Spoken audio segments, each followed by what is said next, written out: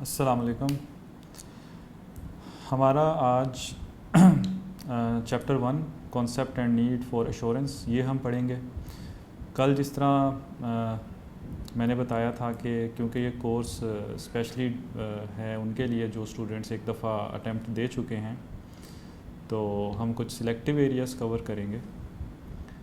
तो चैप्टर 1 में basically main area है जो कंपनीज एक्ट 2017 की कुछ प्रोविजंस हैं वो हम डिस्कस करेंगे। लेकिन चैप्टर 1 इसके अलावा जो चैप्टर 1 में है उसको हम क्विकली ज़रा गो थ्रू करते हैं। सबसे पहले ऑडिट टाइमलाइन है, ये हमने कल भी डिस्कस की थी। ऑडिट फ्रेमवर्क एंड रेगुलेशन, यानी ये पूरा अगर आप देखें तो ये सारा इसका audit is all about this. तो सबसे पहले इसमें क्या है, number 1 audit framework and regulation, जिसमें है जी कंपनीज एक्ट 2017 की कुछ प्रोविजंस हैं जो कि ऑडिट से स्पेसिफिकली रिलेटेड है। फिर प्रोफेशनल एथिक्स हैं, ये चैप्टर 13 में कवर्ड है। कंपनीज एक्ट 2017 अभी हम पढ़ेंगे चैप्टर 1 में। और इसके अलावा फिर प्लानिंग एंड रिस्क असेसमेंट है, जिसमें ऑडिट मेथोडोलॉजी यानी ऑडिट मेथोडोलॉजी कह लें या ऑडिट प्लानिंग की बात होगी। 3rd and 4th are internal controls क्या हैं ये हम डिस्कस करेंगे। ऑडिट एविडेंस, क्या ऑडिट एविडेंस ऑडिटर गैदर करेगा। फिर फाइनल स्टेप वो सारा कुछ करने के बाद क्या रिपोर्ट देगा, फॉर्मेट क्या होगा रिपोर्ट का, ऑडिटर उसमें क्या बातें लिखेगा। ऑडिट की जो है डेफिनेशन, ऑडिट है क्या। ऑडिट बेसिकली एक, जिस तरह मैंने बताया था, वेरिफिकेशन है, अटेस्टेशन कह लें या वेरिफिकेशन कह लें। वेरिफिकेशन है किसकी, फाइनेंशियल स्टेटमेंट्स की। हमें अकाउंट्स या फाइनेंशियल स्टेटमेंट्स मैनेजमेंट देगी, कौन देगा, मैनेजमेंट देगा या दोर्स चार्ज विद गवर्नेंस देंगे। और उस पर हमने एक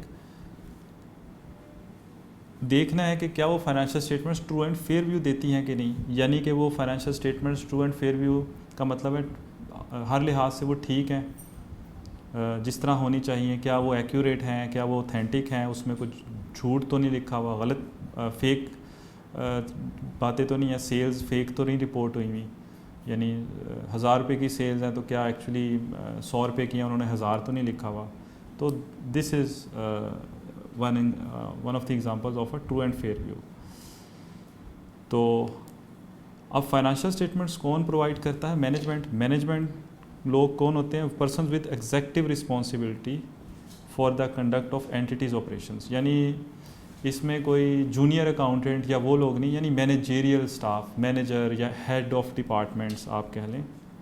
मैनेजर्स आ गए, सीनियर मैनेजर्स आ गए, HODs आ गए, यानी हेड ऑफ डिपार्टमेंट्स।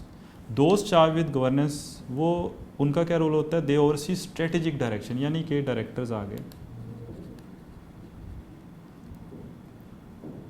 ओनर्स आ गए,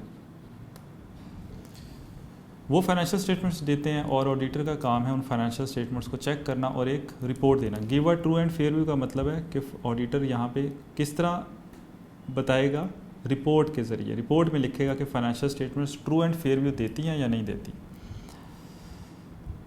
नेक्स्ट है जी ऑब्जेक्टिव ऑफ ऑडिट। ऑडिट करने का मकसद क्या है, अगेन वही बात कि ऑडिटर ने एक्सप्रेस करना होता है एक ओपिनियन, यानी एक रिपोर्ट देनी होती है उसने कि जो फाइनेंशियल स्टेटमेंट्स हैं वो ट्रू एंड फेयर व्यू दे रही हैं कि नहीं, या आप कह लें एप्लीकेबल फाइनेंशियल रिपोर्टिंग फ्रेमवर्क के मुताबिक बनी है कि नहीं। यानी फाइनेंशियल स्टेटमेंट्स कोई अपने ही स्टैंडर्ड्स तो नहीं ईजाद कर लिए मैनेजमेंट ने, क्या जो जिस कंट्री में वो अप्लाई होता है, जिस कंट्री में फाइनेंशियल स्टेटमेंट्स बन रहे हैं, क्या उस कंट्री के लॉ के मुताबिक हैं। तो पाकिस्तान में जो एप्लीकेबल फाइनेंशियल रिपोर्टिंग फ्रेमवर्क है वो क्या है, IFRS, international financial reporting standard या इंटरनेशनल अकाउंटिंग स्टैंडर्ड्स।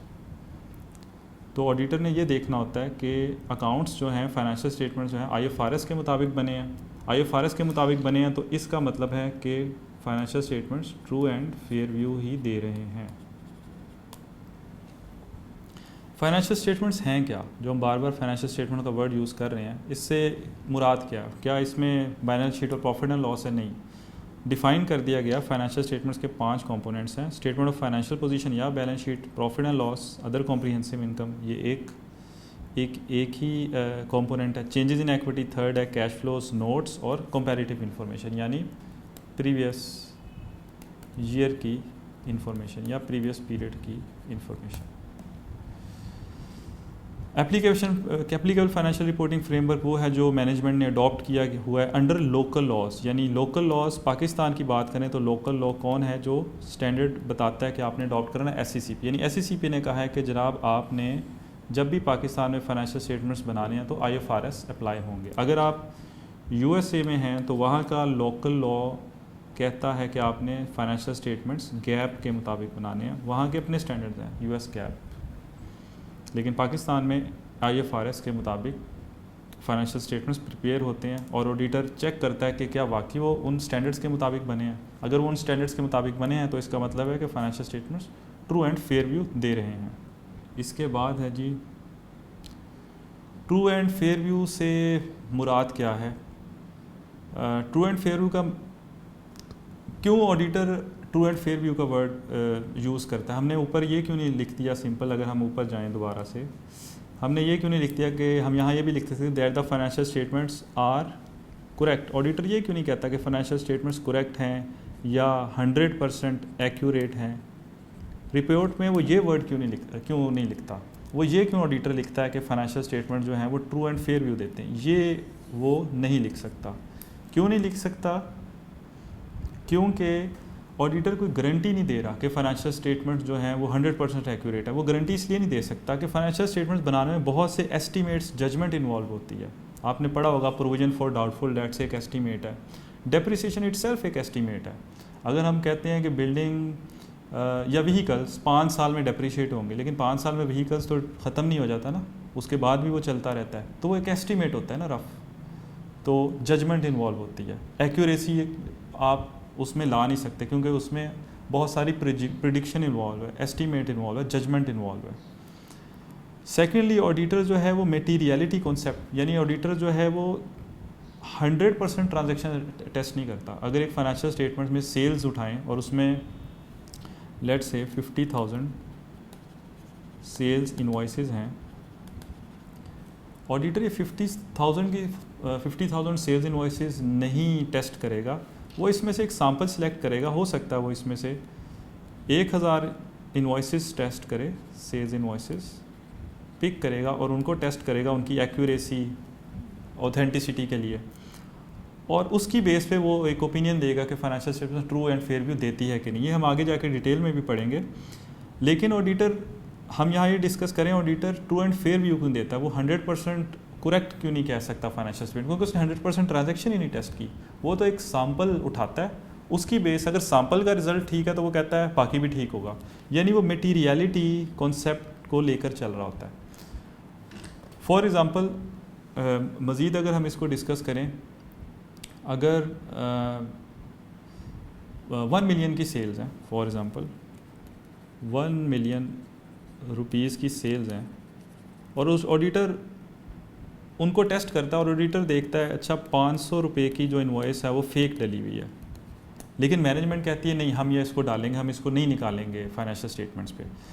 ऑडिटर उस बेस पे अपनी ओपिनियन चेंज नहीं करेगा। ऑडिटर तब भी ट्रू एंड फेयर व्यू देगा क्योंकि वो 500 जो है वो मटीरियल नहीं है, 500 1 मिलियन में मटीरियल नहीं है। हाँ, यही अगर टोटल 10,000 की सेल्स होती और उसमें 500 रुपये की सेल फेक होती, गलत होती, तो yes then it would have been material. यानी मटीरियलिटी एक रिलेटिव टर्म है कि आपकी जो बैलेंस शीट या आपकी प्रॉफिट एंड लॉस में जो लाइन आइटम्स आ रहे हैं वो कितने, उनकी वॉल्यूम क्या है, उनकी वर्थ कितनी है, उसके अकॉर्डिंगली मटीरियलिटी लेवल जो है वो सेट होता है। और इसीलिए ऑडिटर जो है वो गारंटी नहीं देता कि financial statements true and fair view देते हैं। हमने कल मोटा मोटा डिस्कस किया था एक अल-फतेह की एग्ज़ाम्पल के साथ कि ऑडिट की ज़रूरत क्यों पेश आती है, उसी को लेके हम देखते हैं। उसमें से यही पॉइंट्स बनते हैं जो यहाँ पे मैंने लिखे हुए हैं कि क्योंकि ओनर्स जो हैं वो सेम नहीं होते, owners of the company are not the same as persons who manage and control. यानी अल-फतेह का जो ओनर है वो उसको कंट्रोल नहीं कर रहा, वो वहाँ पे बैठ के ऑपरेशंस नहीं देख रहा, हर चीज़ वो नहीं देख रहा, वो उसको स्ट्रेटिजिकली देख रहा है, तो वो उसको मैनेज नहीं कर रहा। मैनेज करने वाले लोग और हैं, इसलिए ऑडिट की ज़रूरत आती है कि कोई थर्ड पर्सन आए, इंडिपेंडेंट आए और वो वेरीफाई करे, वो देखे कि जो फाइनेंशियल स्टेटमेंट्स दी जा रही हैं वो सही बनी हैं, ट्रू एंड फेयर व्यू दे रही हैं कि नहीं। और कंपनी जो है वो डायरेक्टर्स कंट्रोल करते हैं, नॉर्मली ओनर्स नहीं करते। हमने जिस तरह कल एक दुकान की मिसाल ली, वहाँ तो ओनर ही है ना, वहाँ तो ऑडिट की ज़रूरत नहीं है, ओनर ही डायरेक्टर है, ओनर ही मैनेजर है, ओनर ही ओनर है।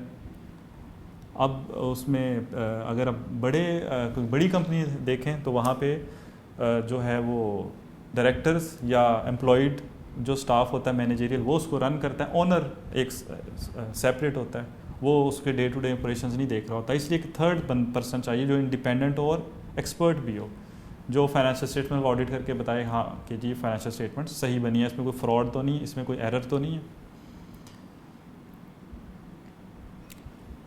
और चूँकि जो डायरेक्टर्स हैं उनको एक ज़िम्मेदारी दी जाती है, यानी स्टीवार्डशिप रोल। शेयर होल्डर्स के पैसे होते हैं, डायरेक्टर्स उस पैसे को यूटिलाइज़ करके कंपनी को रन करने की कोशिश करते हैं। तो वो एक तरह से डायरेक्टर जो है वो एजेंट बन के काम कर रहे हैं। तो शेयर असल में ओनर कौन है, मालिक कौन है, वो तो शेयर होल्डर है जिसका पैसा लगा हुआ है। डायरेक्टर्स तो तनख्वाह ले रहे हैं, वो तो एम्प्लॉयड डायरेक्टर्स हैं, वो तो उनको जिम्मेदारी दी कि शेयर होल्डर ने कहा ये ठीक है हमारा पैसा है, आपको जितना पैसा चाहिए लें, बिज़नेस रन करें, हमें इतना ये रिज़ल्ट चाहिए। तो डायरेक्टर जो है वो एजेंट बन के काम कर रहे होते हैं शेयर होल्डर्स के। इसीलिए अपनी अकाउंटेबिलिटी शो प्रूफ करने के लिए शेयर होल्डर्स को डायरेक्टर जो हैं वो एनुअल फाइनेंशियल स्टेटमेंट्स बनाते हैं, उनका ऑडिट करवाते हैं और शेयर होल्डर्स को देते हैं कि देखें जी ये साल की हमारी ये कारकर्दगी रही हैं, इसका हमने ऑडिट भी करवा लिया, थर्ड पार्टी ऑडिट भी करवा लिया, उन्होंने भी कहा कि फाइनेंशियल स्टेटमेंट्स बिल्कुल सही बनी है, तो अब आप काइंडली इसको अप्रूव कर दें, इसको ओके कर दें, इस पर साइन कर दें ताकि हम आगे इसको फाइल कर सकें। तो लिहाजा ऑडिट की क्या ज़रूरत है। लास्ट पॉइंट, ऑडिट रिपोर्ट जो है वो क्रेडिटबिलिटी ऐड करती है। ज़ाहिर है एक थर्ड बंदा उसको वेरीफाई कर रहा है तो उससे इंफॉर्मेशन की वर्थ इंक्रीज़ हो जाती है। क्रेडिबिलिटी एनहांस का मतलब है उसकी वर्थ इंक्रीज़ हो जाती है, उसकी वैल्यू ऐड हो एनहांस हो जाती है। अब ऑडिटर ने क्या अपने सेहन के मुताबिक, सोच के मुताबिक करना होता है? नहीं, इस पे ऊपर उसको कुछ गाइडलाइंस प्रोवाइड की हैं जिसको हम कहते हैं इंटरनेशनल ऑडिटिंग स्टैंडर्ड्स। उनका बड़ा इम्पोर्टेंट रोल है, वो उसमें अपडेशंस भी होती हैं with the passage of time, उसको इम्प्रूव भी किया जाता है, उस ऑडिटर उससे उस स्टैंडर्ड्स के से अपडेटेड भी रखता है अपने आप को, और उस स्टैंडर्ड्स की रोशनी में उस स्टैंडर्ड्स को लेकर वो ऑडिट कंडक्ट करता है। और ऑडिट स्टैंडर्ड्स का एक रोल ये भी है कंसिस्टेंसी। अगर एक कंपनी निशात मिल्स है उसका ऑडिट हुआ है तो वो भी उन्हीं ऑडिटिंग स्टैंडर्ड्स के मुताबिक हुआ है। अगर एक होंडा कंपनी है उसका ऑडिट भी उन्हीं और इंटरनेशनल ऑडिटिंग स्टैंडर्ड्स के मुताबिक हुआ है। यानी ये नहीं होगा अगर EY ऑडिट कर रहा है तो उसके अपने कोई स्टैंडर्ड होंगे, PwC ऑडिट कर रहा है तो उसके अपने स्टैंडर्ड नहीं, दोनों एक ही स्टैंडर्ड्स के मुताबिक ऑडिट कर रहे हैं। अगर एक स्टैंडर्ड के मुताबिक ऑडिट करें उसका फ़ायदा क्या होगा, कंसिस्टेंसी इंश्योर होती है, पता चलता है अच्छा ये जितनी कंपनीज पाकिस्तान में उनका जो ऑडिट है वो इंटरनेशनल ऑडिटिंग स्टैंडर्ड्स के मुताबिक हुआ है, तो वो कंसिस्टेंसी उससे आ जाती है। नेक्स्ट है जी स्टैट्यूटरी ऑडिट के फ़ायदे क्या हैं। क्रेडिबिलिटी, जिस तरह हमने डिस्कस किया, क्रेडिबिलिटी इन्हांस होती है। मैनेजमेंट को एश्योरेंस हो जाती है कि जो उन्होंने फाइनेंशियल स्टेटमेंट बनाई हैं वो ट्रू एंड फेयर व्यू दे रही हैं। इंटरनल कंट्रोल्स की इफ़ेक्टिवनेस, ये हम आगे जाके देखेंगे इंटरनल कंट्रोल्स क्या होते हैं, उसकी भी इफ़ेक्टिवनेस जो है कि इंटरनल कंट्रोल्स सही तरह से काम कर रहे हैं, वो भी ऑडिट जो है ऑडिट रिपोर्ट वो भी उसमें बताया जाता है कि जो इंटरनल कंट्रोल्स हैं वो इफ़ेक्टिवली ऑपरेट कर रहे हैं कि नहीं कर रहे। और आप बैंकों को भी ऑडिटेड अकाउंट्स चाहिए होते हैं, तो बैंक में आपको अगर बैंक से लोन लेना तो वो डेफिनेटली आपसे ऑडिटेड अकाउंट्स रिक्वायर करेंगे। लिमिटेशन क्या है, सबसे बड़ी जी कॉस्ट है, ख़र्चा होता है कंपनी का। स्टाफ का काम डिस्टर्ब होता है डे टू डे, ज़ाहिर ऑडिटर जाएगा, उसकी पूरी टीम जाएगी, वो स्टाफ को एंगेज करेंगे जी हमें ये इन्फॉर्मेशन दे, फ़लाँ इन्फॉर्मेशन दें। तो डिसरप्शन का मतलब है इंटरप्शन, उनके काम में इंटरप्शन आती है किसके काम में? ऑडिटर के नहीं, कंपनी के या क्लाइंट के, यानी जो एंटिटी ऑडिट करवा रही है। ओपिनियन जजमेंटल होता है, यस, क्योंकि एस्टिमेशन इन्वॉल्व होती है। फ्रॉड जो है उसकी ऑडिटर गारंटी नहीं लेता, ये भी हम आगे जाके डिटेल से पढ़ेंगे। फ्रॉड की गारंटी ऑडिटर नहीं ले सकता, क्योंकि जो फ्रॉड है नॉर्मली वो किया इस तरह जाता है, स्टाफ मिल के करता है कि वो डिटेक्ट नहीं हो सकता, वो अनडिटेक्टेड रहता है। वो ऑडिट एक लिमिटेशन है ऑडिट की। ऑडिटर की जिम्मेदारी नहीं है कि वो फ्रॉड को भी डिटेक्ट करे। हाँ, अगर उसके नॉलेज में आ जाए तो वो उसका काम है, वो आगे रिपोर्ट करता है। अदरवाइज एक्टिव रिस्पॉन्सिबिलिटी फ्रॉड की उसकी नहीं है, यानी एक्टिव, यहाँ पे वो फ्रॉड के लिए एक्टिवली रिस्पॉन्सिबल नहीं है। प्राइमरी रोल फ्रॉड डिटेक्शन का मैनेजमेंट का है, ऑडिटर का नहीं है, यानी यहाँ पे एक्टिव रिस्पॉन्सिबिलिटी मैनेजमेंट की हुई। फिर सैम्पलिंग, जिस तरह हमने डिस्कस किया, 50,000 इन्वॉइसेज है तो वो 1000 इन्वॉइसेज का सैम्पल उठाएगा, ये एक लिमिटेशन है ऑडिट की। 100% उठाए तो फिर